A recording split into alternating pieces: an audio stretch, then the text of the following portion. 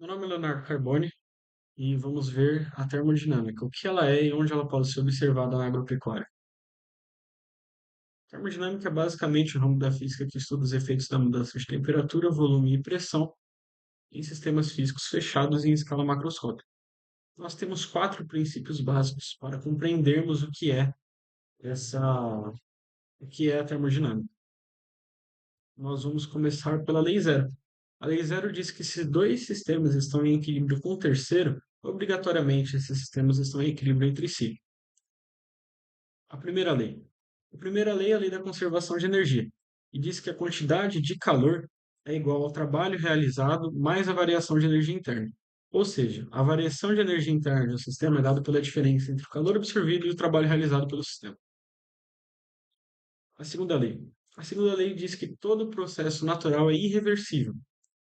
Também diz que sistemas fechados tendem a uma entropia máxima, então ao equilíbrio, nos dá a direção do sentido dessas conversões, dessas reações, e que toda máquina térmica obrigatoriamente tem uma eficiência inferior a 100%. A terceira lei. A terceira lei diz que em etapas finitas é impossível atingir o zero absoluto. E que cristais perfeitos, quanto mais próximos dessa temperatura, mais tendem a ter uma baixa entropia, a ter uma entropia extremamente baixa. Aqui nós temos dois galpões de suíno e um biodigestor localizado à direita. Essa construção foi feita no Mato Grosso do Sul, no município de Brasilândia, pela Pecuária H. Por que eu escolhi esse sistema? Aqui nós podemos ver de uma forma muito clara a primeira e a segunda lei da termodinâmica sendo aplicada aqui. O biodigestor é basicamente micro-organismos anaeróbios juntos da biomassa em um sistema fechado, onde eles digerem essa matéria orgânica e liberam metano e CO2.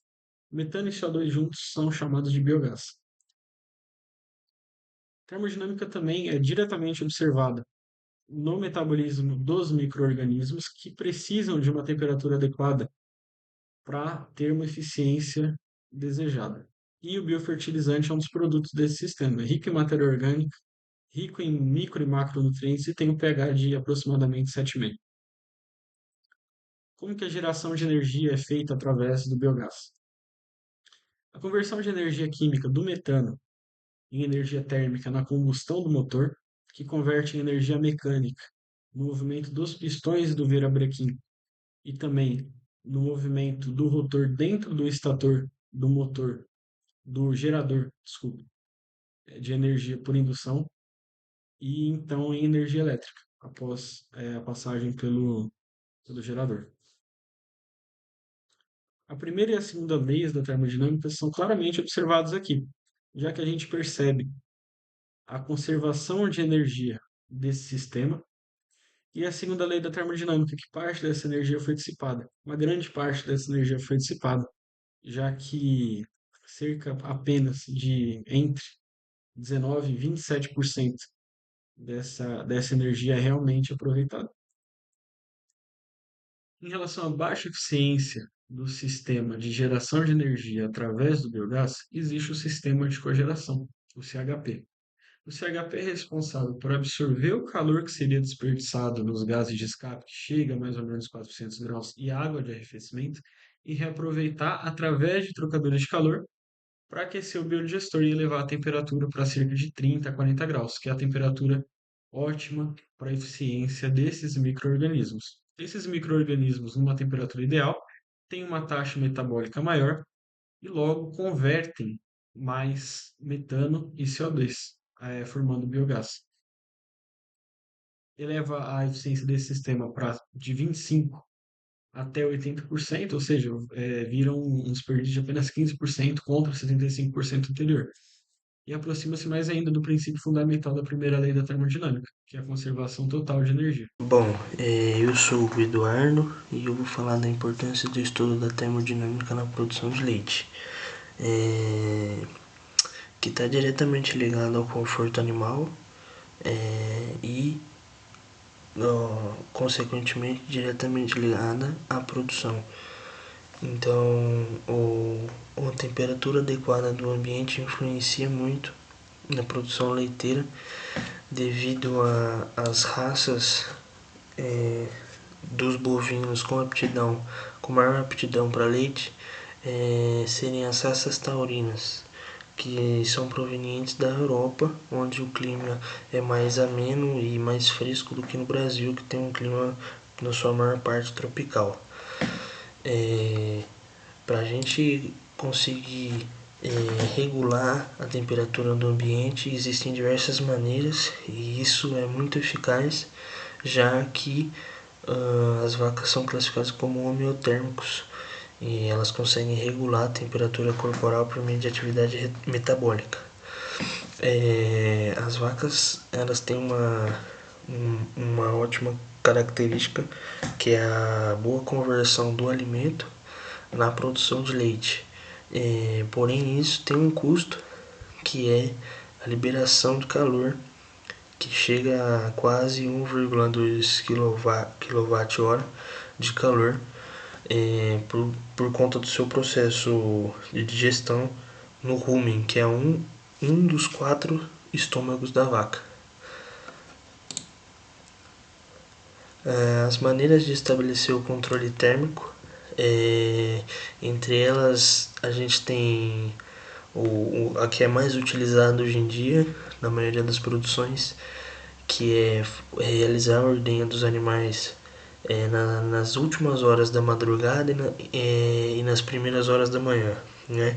Então, geralmente a ordenha começa entre 3h30 e 4 horas da manhã, e a primeira ordenha no caso, e vão acabar por volta de 7 a 8 horas da manhã, usando assim as temperaturas do dia normal, que nesses horários é menor, e isso ajuda muito a gente a regular a temperatura.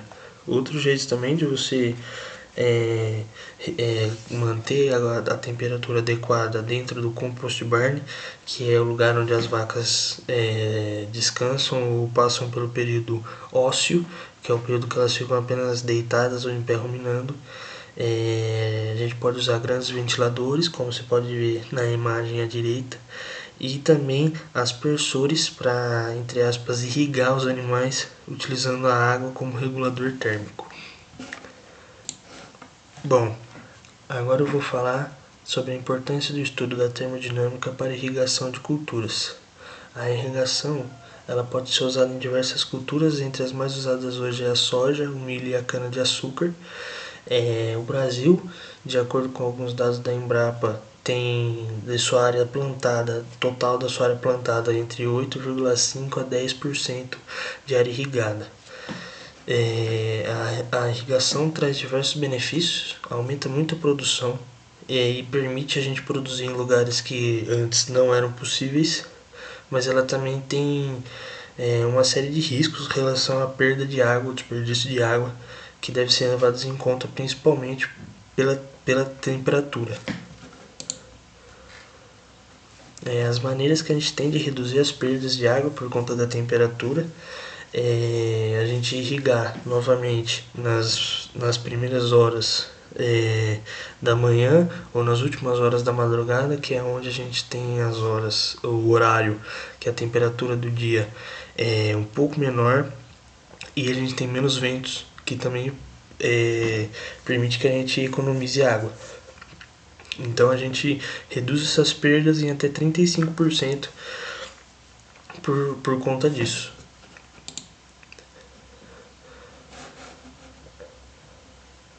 A gente utilizar a irrigação e diminuir a perda de água, o desperdício, a gente utilizar a irrigação por gotejamento.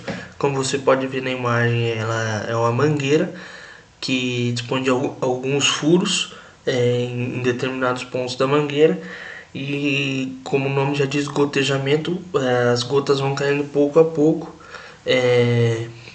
diretamente no solo. Isso permite que a gente diminui o desperdício pela evaporação da água, né? Porque a água é rapidamente infiltra muito bem no solo, então rapidamente ela já está dentro do solo, ela não evapora, e ela é também mais usada em culturas que não são tão grandes digamos assim, como a soja, o milho ou a cana-de-açúcar. Ela é mais utilizada em hortaliça, alface, rúcula, esse tipo de coisa, e algumas outras poucas culturas que comportam esse tipo de irrigação. Por isso que ela não é tão viável quando a gente fala da soja, do milho, e essas outras culturas utilizam mais a irrigação por aspersão, que são os aspersores ou por pivô central é, ou aspersores fixos no solo. Agora a gente vai falar sobre a importância do estudo da termodinâmica na área da mecanização agrícola, que é a área onde a gente utiliza as máquinas para desde o preparo do solo até o plantio e a colheita. Bom, a termodinâmica vai ajudar a gente a entender como as peças dentro de uma colheitadeira, dentro de algumas outras máquinas agrícolas funcionam. Ela é muito importante nesse tópico devido ao estudo dela de extrema importância para a gente evitar uma série de coisas. Entre elas tem alguns problemas que podem ocorrer, que podem gerar até um incêndio na máquina e às vezes um desgaste excessivo de algumas peças. Um conceito que a gente tem que entender antes de falar sobre isso é o coeficiente de dilatação, que é uma constante física que vai medir quanto que um material vai aumentar suas dimensões, desde comprimento, área e volume, quando ele receber uma temperatura. Isso é muito importante para calcular, porque o calor que vai ser gerado dentro da máquina é consequência do movimento dentro dela, dentro das peças e do ambiente externo.